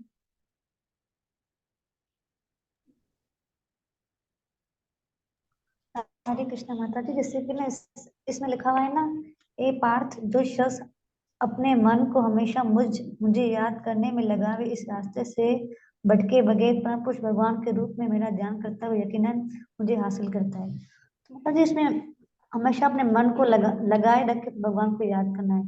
तो सवाल मेरा ये है कि हम अपने मन को हमेशा कैसे लगाएं? मन तो यहाँ भटकता रहता है, एक जगह रुकता ही नहीं है। हाँ, तो जो आप क्वेश्चन पूछ रहे हैं, तो प्रभुपाद क्या बोल रहे हैं, मन चंचल है अतः आवश्यक है कि मन को बलपूर्वक कृष्ण चिंतन में लगाया जाए। आसानी से नहीं लग रहा तो तात्पर्य में ये लाइन पढ़े आप, सेकंड पैराग्राफ की 5th लाइन है, मन चंचल है अतः आवश्यक है इसे बलपूर्वक, फोर्सफुली लगाओ। फोर्सफुली कैसे करना है कि हमने कोई ना कोई, प्रभुपाद ने हमें फुल पैकेज दिया है। अगर आप रीडिंग करके थक गए हो तो हियरिंग करो, हियरिंग करके थक गए हो तो चैंटिंग करो, चैंटिंग करके थक गए हो तो भगवान के लिए कुकिंग कर लो, कभी भगवान के लिए कुछ माला बना लो, कभी भगवान किसी और को प्रचार कर लो, कभी स्टिचिंग कर लो, किसी ना किसी तरह। या आप वर्किंग हैं तो फटाफट ये कार्य करो जिससे मैं भगवान मेरे से प्रसन्न हो, बॉस प्रसन्न हो और मेरे को सैलरी मिले। जिससे मैं अब की बार सैलरी मिले तो फिर मैं क्या करूंगा, भगवान के लिए एक ड्रेस लेकर जाऊं, बहुत अच्छे से मुझे। अगर आप ऑफिस में हैं या कुछ है, किस लिए कर रहे हैं, मुझे बहुत अच्छे से कार्य करना है जिससे बॉस खुश हो जाए और मुझे कुछ बोनस दे दें। बोनस मिलेगा ना, फिर मैं उससे भगवान के लिए कुछ भोग लगाऊं या कुछ ड्रेस बनाऊं या कोई ज्वेलरी लेकर जाऊं या फूल लेकर जाऊं, कुछ भी। तो वो कार्य भी आपका युद्ध में आ गया, वो भगवान की सेवा में लग गया, वो भौतिक कार्य नहीं लगा, वो आध्यात्मिक हो गया। क्योंकि कैसे किया आपने, भगवान का स्मरण करते हुए वो कार्य किया। स्मरण करना हमेशा ऐसा नहीं है कि हाथ में माला लें और तभी स्मरण, आपके हृदय की बात है। आप कुछ भी करें। महाप्रभु ने रूप गोस्वामी, सनातन गोस्वामी को क्या शिक्षा दी थी कि जैसे कोई स्त्री होती है, उसका विवाह के बाद किसी पर पुरुष के साथ संबंध हो जाता है तो स्त्री जो है वो कार्य, घर का कार्य इतना ध्यान से करती है, अपने पति की सारी सेवा इतने ध्यान से करती है कि किसी को शक ना हो, लेकिन मन ही मन कैसे अपने प्रेमी का स्मरण कर रही। तो आपने भी ऐसे ही करना है। तो वो महाप्रभु ने इंस्ट्रक्शन सिर्फ रूप गोस्वामी सनातन गोस्वामी को नहीं दी थी, वो हम सबके लिए भी दी कि हमें शॉप पर जाना, बिजनेस पे जाना है, हमें जॉब के लिए जाना है, हमें अपने गृहस्थ कार्य करने हैं, इतने परफेक्टली करने हैं कि किसी को पता ना चले, लेकिन अंदर ही अंदर कैसे करने हैं? कृष्ण का स्मरण करना है। कल ड्रेसिंग करूंगी तो कौन से कलर की ड्रेस होगी, कल कौन सा डे है, डे के अकॉर्डिंग कल कौन सा कलर पहनाना है। कि कल जैसे फ्राइडे है तो फ्राइडे को मल्टी कलर की ड्रेसेस पहनाई जाती हैं भगवान को। तो मेरे पास मल्टी कलर की कौन सी ड्रेस है भगवान की, कल वो पहनाऊंगी, उसके साथ ज्वेलरी कौन सी होगी वो पहनाऊं। तो काम करना है घर का, या वर्किंग है तो जॉब का, लेकिन स्मरण किसका करना है? बॉस आपके हृदय में थोड़ा देख रहा है क्या चल रहा है। बॉस तो ये देख रहा है कि टेबल पे आप पेपर्स पे क्या काम कर रहे हैं, कंप्यूटर पे क्या काम कर रहे हैं। या घर के सदस्य तो ये देख रहे हैं कि आपने घर कितना अच्छे से साफ कर लिया, या कपड़े कैसे धो लिए, या खाना कैसे बना। आप उनके लिए कुकिंग कर रहे हैं और मन ही मन कृष्ण का स्मरण कर रहे हैं कि अरे भगवान को ये चीज बहुत पसंद है, मैं ये भगवान का। तो ये एक माता जब अपने बच्चे को प्यार करती है ना, तो किसी को दिखाती नहीं है कि अरे मुझे अपने बच्चे से बहुत प्यार है, मुझे अपने बच्चे से। वो एक माँ और बच्चे का रिलेशन बहुत ही गूढ़ होता है, वो उसका ढिंढोरा नहीं पड़े। तो एक भगवान के साथ हमारा रिलेशन भी बहुत डीप है, बहुत कॉन्फिडेंशियल है। उसे हमें सबको बताना नहीं है, उसके कहीं पे पोस्टर नहीं लगाने। वो आपके और भगवान के बीच की बात है। तो आप ऊपर से दिखाने के लिए संसारिक कार्य कर रहे हैं, लेकिन हृदय में हमेशा कृष्ण का स्मरण कर रहे हैं। तो ये एक दिन में नहीं होगा, लेकिन अभ्यास योग युक्तेन इसकी प्रैक्टिस करनी होगी। यही भगवान अर्जुन को कह रहे हैं और यही अर्जुन के माध्यम से हमें इंस्ट्रक्शन मिल रही है। ठीक है माता जी।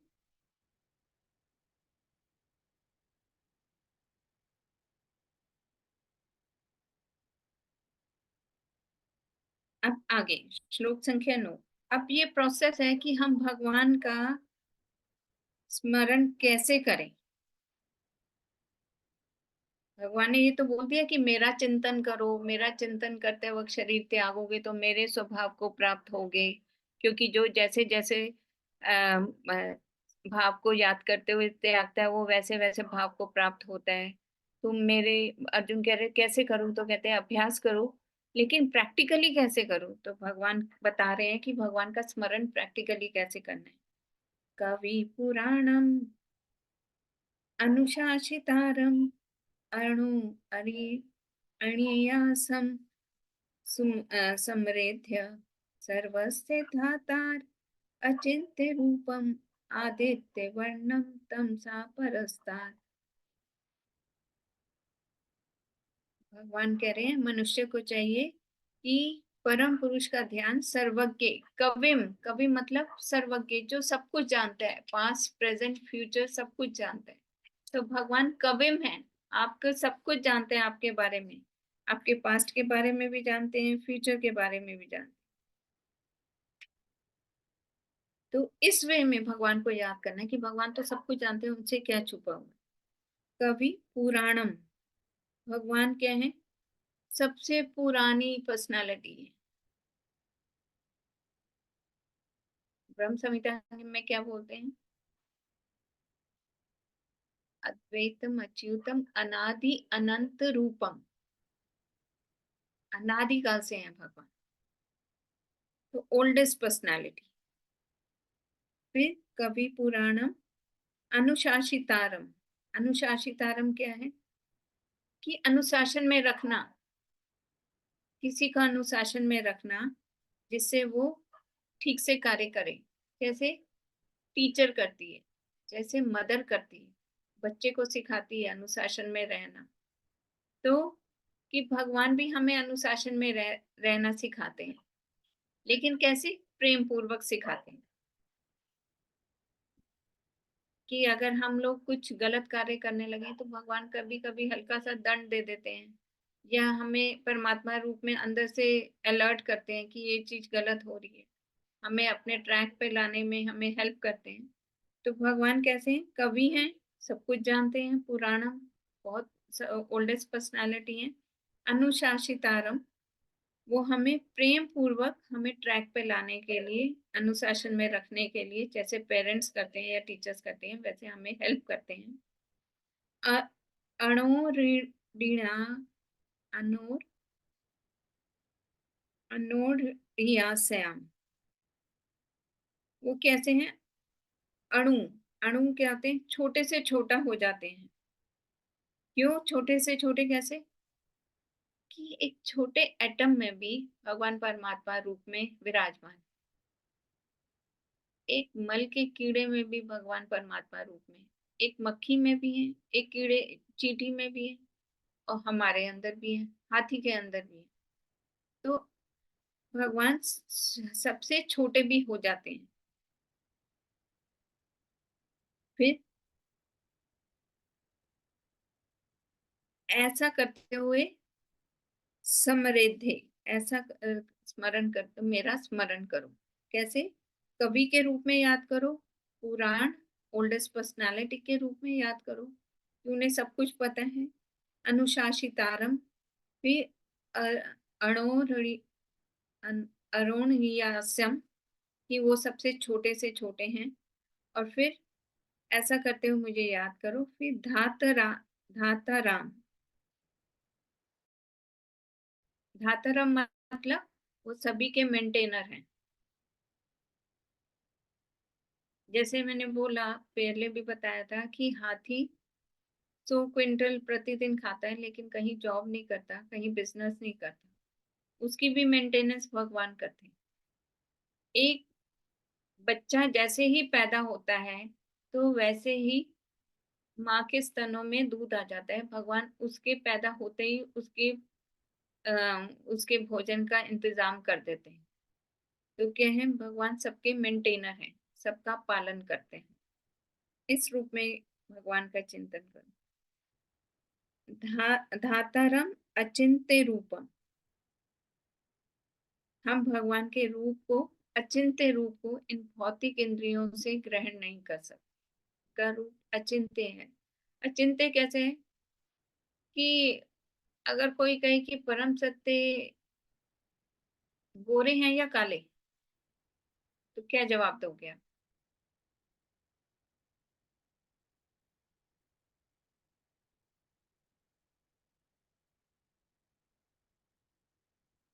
परम सत्य गोरे हैं या काले? हरे कृष्णा माता जी। मतलब जिसे जो जिसका भाव होता है वो उस तरीके से भगवान उनके सामने जाहिर हो जाते हैं। लेकिन भाव भगवान है कैसे? बताइए, ये तो बताइए। वो भाव वाला तो ठीक है,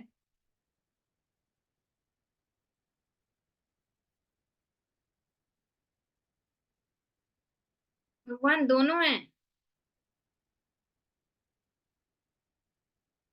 बलराम रूप में गोरे हैं, कृष्ण रूप में काले हैं, नॉन डिफरेंट हैं कृष्ण और बलराम। भगवान स्त्री है कि पुरुष है? पुरुष है। दोनों। दोनों हैं। राधा रानी के रूप में स्त्री हैं और कृष्ण के रूप में पुरुष हैं। नॉन डिफरेंट है राधा रानी। शक्तिमान और शक्ति में कोई अंतर नहीं। तो ये क्या है? भगवान का अचिंत्य रूप को समझना अपनी भौतिक इंद्रियों से बहुत मुश्किल है। हम अपनी भौतिक इंद्रियों से भगवान के अचिंत्य रूप को ग्रहण नहीं कर सकते। और फिर क्या बोल रहे हैं? आदित्य वर्णम, उनकी बॉडी से इतना तेज निकलता है, इतना तेज निकलता है कि उच्च लोगों में लाइट्स की जरूरत नहीं है। कुछ लोगों में आपको एलईडी लगाना, ट्यूब, बल्ब कुछ लगाने की जरूरत नहीं है। वहां पे क्या है? भगवान की बॉडी से इतना तेज निकल रहा है। आदित्य वर्णम, उनका जो वर्ण है इतना तेजवान है कि वहीं से ही भगवान की बॉडी में ऐसा निकल रहा है कि कुछ लाइट जलाने की जरूरत नहीं। सब कुछ वहां, अंधेरा होता ही नहीं है। हमेशा रोशनी रहती है क्योंकि बॉडी में से निकल रही। फिर आगे क्या बोल रहे हैं? तमसा प्रसादात, तो वो भगवान अंधकार को मिटाने वाले हैं। ट्रांसेंडेंटल टू द डार्कनेस, भगवान जो है अंधकार को, क्योंकि उनकी बॉडी से तेज निकल रहा है तो वो सारे अंधकार को मिटाने वाले। तो ये पूरा श्लोक समझ आया कि भगवान को कैसे स्मरण करना है, कवि के रूप में, पुराण के रूप में, अनुशासित आरंभ के रूप में। भगवान छोटे से छोटे हैं, अणु से अणु हैं इस रूप में। दाता राम सबके मेंटेनर हैं। अचिंत्य रूपम, उनका अचिंत्य रूप जो है उन्हें हम भौतिक इंद्रियों से ग्रहण नहीं कर सकते। आदित्य वर्णम, उनकी जो बॉडी से तेज निकल रहा है वो सूर्य के समान इतना तेजवान होता है, उससे भी बढ़कर होता है। तमसा प्रसादत, और वो अंधकार को मिटाने वाले। इस रूप में हम भगवान का स्मरण कर सकते हैं।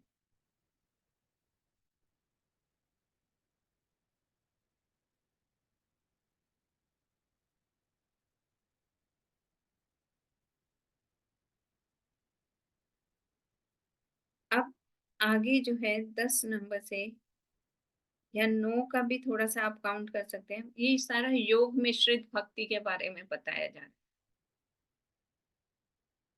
स्पेशली 10 से योग मिश्रित भक्ति के बारे में बताया जाए।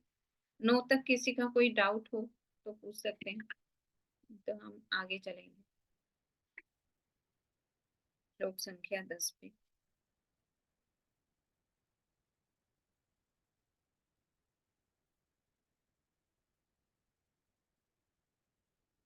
ठीक है, आगे चलते हैं।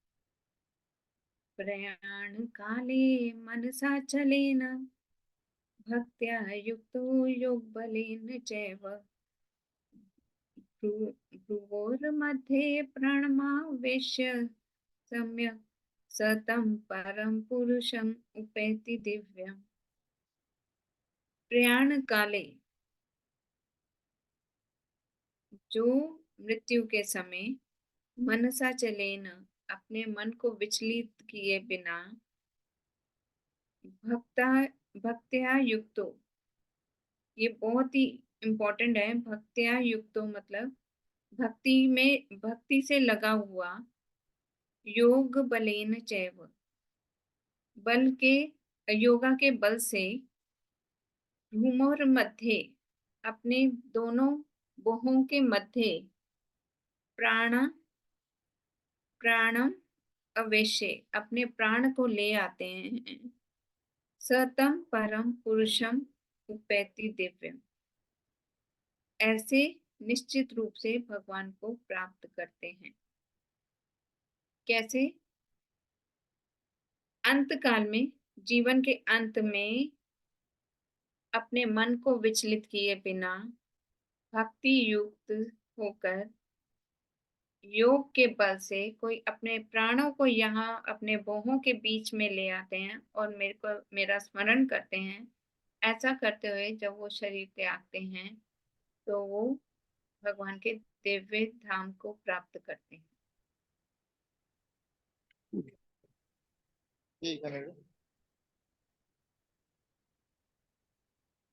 आपको कुछ? हरे कृष्ण। मनता मुक्त गर्मी में टेंशन कोने, वो दुकान में जो खुलो है। हरेश्वर प्रभु माइक बंद कर दें।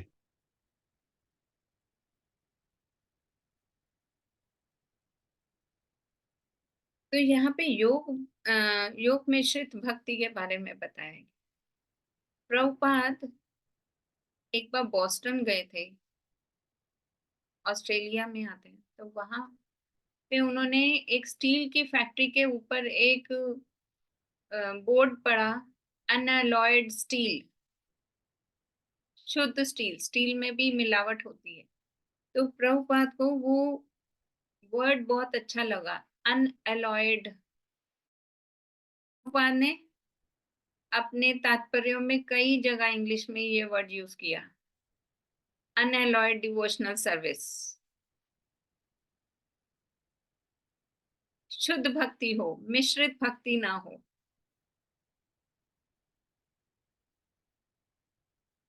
और यहाँ पे योग मिश्रित भक्ति के लिए बेस्ट एग्जाम्पल जो है वो कौन है, किसी को पता है? योग मिश्रित भक्ति का बेस्ट एग्जाम्पल शास्त्रों में से?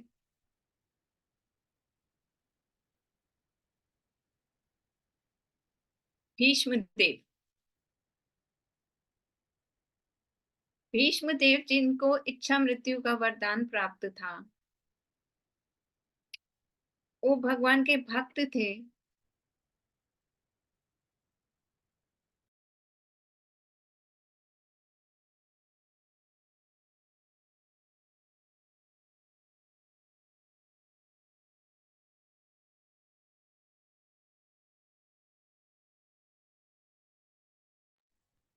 माता जी आपका स्पीकर ऑफ है माता जी।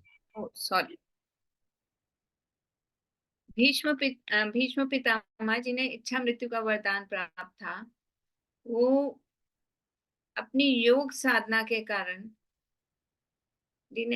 वो वेट कर रहे थे उत्तरायण का समय आए। सूर्य जो है 6 महीने एक दिशा में घूमता है, 6 महीने दूसरी दिशा में घूमते हैं। जब उत्तरायण का समय होता है और उस समय जब कोई शरीर त्यागता है तो वो उच्च लोकों को जाते हैं। तो और ये 14 जनवरी मकर संक्रांति के दिन से ये सूर्य अपनी डायरेक्शन चेंज करते। तो भीष्म पितामह उस मकर संक्रांति 14 जनवरी उत्तरायण के समय की वेट कर रहे थे कि वो फेवरेबल टाइम आए और तब मैं अपना शरीर त्यागूं। तो इस योग मिश्रित भक्ति जो योगी होते हैं उनके लिए बहुत मुश्किल होता है कि हमारी बॉडी में बहुत तरह के चक्रास होते हैं, 7 चक्र होते हैं। और मेन जो होता है यहाँ पर मेन चक्र होता है सिर पे। अपने प्राणों जो बहुत योग साधना करने के बाद इतने बलवान हो जाते हैं कि अपने प्राण वायु को यहाँ सिर पे लाकर यहाँ से अपने प्राण वायु को निकालते हैं। तो एक निश्चित समय में उत्तरायण का समय हो और फिर वो उस समय जिस लोक में जाने की इच्छा करते हैं, स्वर्ग में जाने हैं, वैकुंठ में जाना है, इवन भगवान के धाम जाना है, तो वहां पे वो पहुंच जाते हैं। लेकिन बहुत टफ रास्ता है योग, इतना योग साधना करना कि आप इतने सक्सेसफुल हो जाएं कि आप अपने प्राण वायु को उसी समय में वहां पे निकाल सके।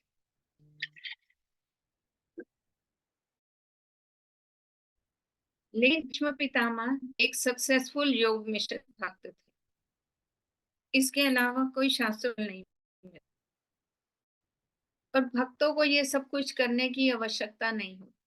वो सिंपली हरे कृष्ण कृष्ण कृष्ण हरे हरे, हरे राम राम राम हरे हरे भगवान के नामों का स्मरण करते हैं तो भगवान सब कुछ उनके लिए फैसिलिटी कर देते हैं, सब कुछ प्रदान करते हैं। भक्तों को इतना सब कुछ नहीं करना कि समय देखें कौन सा है, सूर्य की दिशा देखें, अपने प्राण वायु को याद रहे। उन्होंने तो सिर्फ ये क्या है कि भगवान के नामों का कीर्तन करना है, जिसकी प्रैक्टिस आजीवन करनी है।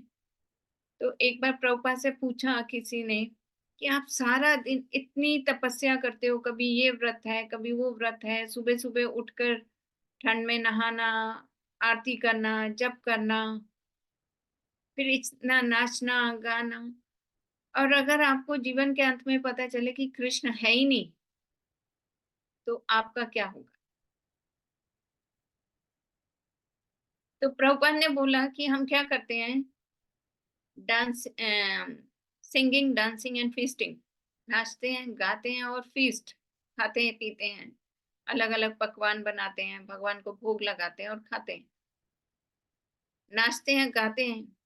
कोई 4:30 बजे उठकर बिना पिए नाच सकता है, लेकिन भक्त नाचते हैं, कोई नशा नहीं करते, लेकिन मंगला आरती पे आते हैं और फिर भी नाचते हैं।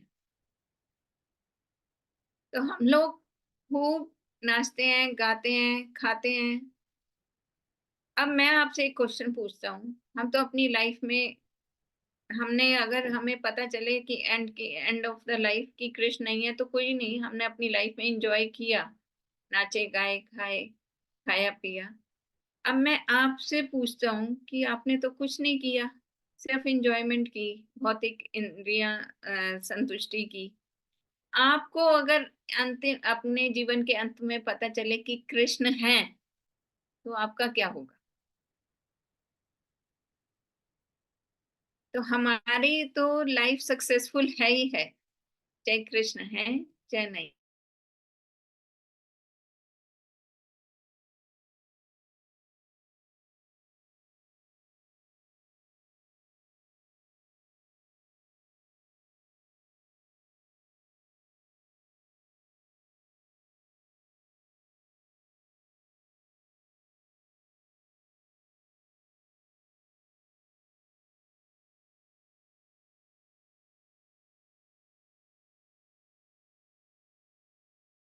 अपने लिए और पहले अपने लिए और बच्चों के लिए, अपने परिवार के सदस्यों के लिए कुकिंग करते थे, अब वही कुकिंग कृष्ण के लिए करनी है। कार्य तो वही करना है, सिर्फ उसे कृष्ण से जोड़ना है।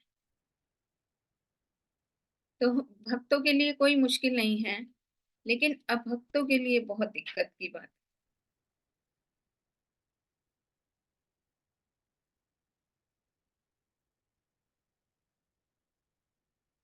तो शुद्ध भक्तों के लिए को इन सारी चीजों की आवश्यकता नहीं होती। वो भगवान का स्मरण करते हैं और अपने मन को कंट्रोल करके भगवान की सेवा में लगा सकते हैं।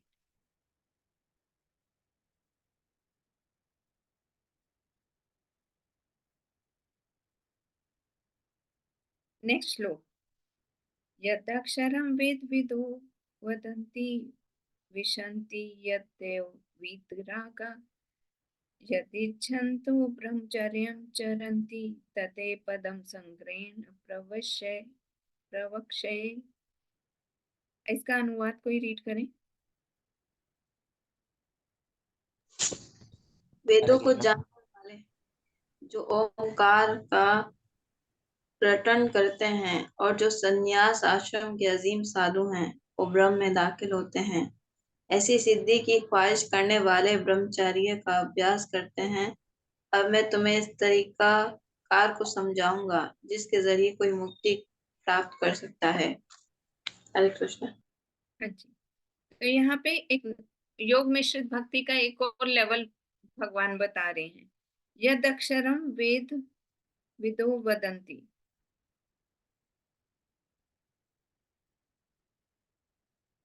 तो कह रहे हैं कि जिनको वेदों का ज्ञान है तो वो क्या करते हैं? ओंकार का उच्चारण करते हैं। ओंकार का उच्चारण क्या करते हैं? जैसे ओम, अ ओंकार का करा तो अ आकार, वो क्या है? भगवान कह रहे हैं अक्षरों में मैं आकार हूं, अ अक्षर हूं। तो अगर आपने थोड़ी सी संस्कृत की नॉलेज हो, अ से ही आगे के सारे आते हैं अक्षर। एक तो इसका कभी क्षय नहीं होता, अक्षर का मतलब क्षय नहीं होना। और अक्षरों में मैं आकार हूँ। आकार क्या मतलब? अ हूँ। अ के बिना कोई वर्ड पूरा नहीं हो। अगर आपने क ख ग पढ़ा हुआ है हिंदी का, क के नीचे हलंत आता है, ख के नीचे हलंत आता है। आप ये संस्कृत में थोड़ा सा ये नॉलेज है आपको? यहाँ पे सब उर्दू ही पढ़ने वाले हैं तो हिंदी बहुत कम है, लेकिन कुछ लोग हैं हमारे नहीं, स्पोर्ट्स में भी जो हिंदी जानते हैं। ये संस्कृत का है कि भगवान की जो भाषा है वो देववाणी, वो संस्कृत है। और क के नीचे जब हलंत आता है तो वो आधा क कहलाता है, और उसके अंदर हम अ ऐड कर देते हैं तो वो पूरा क कहलाता है। तो अ ऐड किए बिना कोई भी अक्षर कंप्लीट नहीं होता। थोड़ा मुश्किल होगा आपको समझना। क को के अंदर हम अ ऐड कर दें तो पूरा क कहलाता है, नहीं तो वो आधा क कहलाता है।